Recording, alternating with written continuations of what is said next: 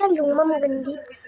Hei, salutare, eu mă numesc Erica și acesta este primul meu vlog sau al doilea vlog, nu știu. Și vreau să fac o serie cu Toca Boca. Așa.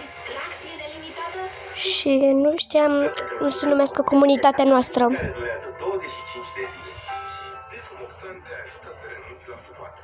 Așa, deci o să revin după ce intru.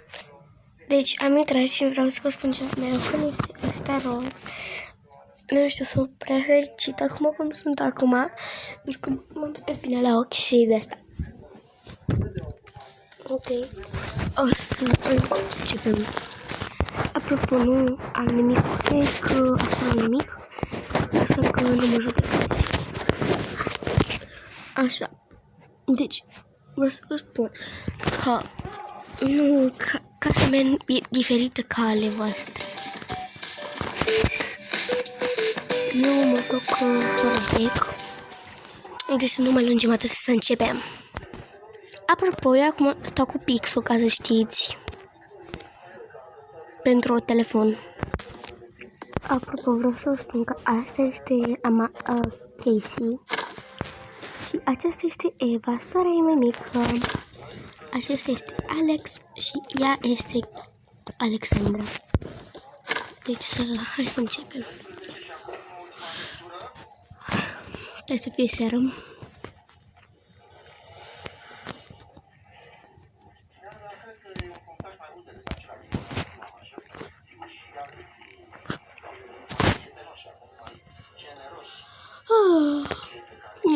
Niam.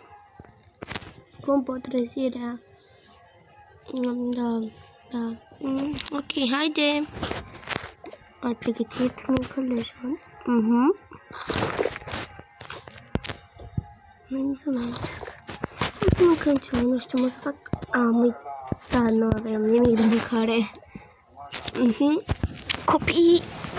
Trebuie. Mâine e ziua lui Casey. Mâine e ziua lui Casey.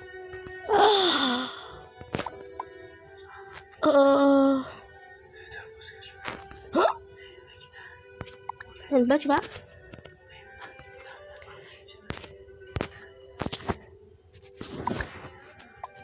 Nu se întâmplă nimic.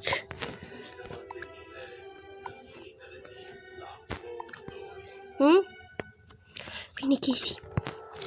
Bună dimineața, părinți! Azi trebuie să mergem în oraș ca să mergem să facem niște cumpărături, că n-avem nimic să mâncăm. De unde știut? Nu știu. Da, știam că trebuie să mergem la cumpărături. Mă duc eu. Nu, ne ducem noi doi și cu sora ta. Bine, oricum, poți să invit pe delișoara noastră? Ok, bine. Mă să trezesc pe cea mică. Și mă să mă îmbrac.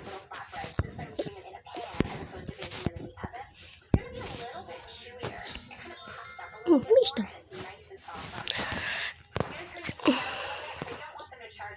Eva, trezirea. Bine, mă trezesc acum. Dar de ce nu pot să stau eu jos? Asta e. Să te îmbraci cu asta. Bine. Gata. Ok, puneți fundița asta în cap. Trebuie să mergem să luăm lui Casey cadou. Am uitat. Upsi. Nu-i nimic.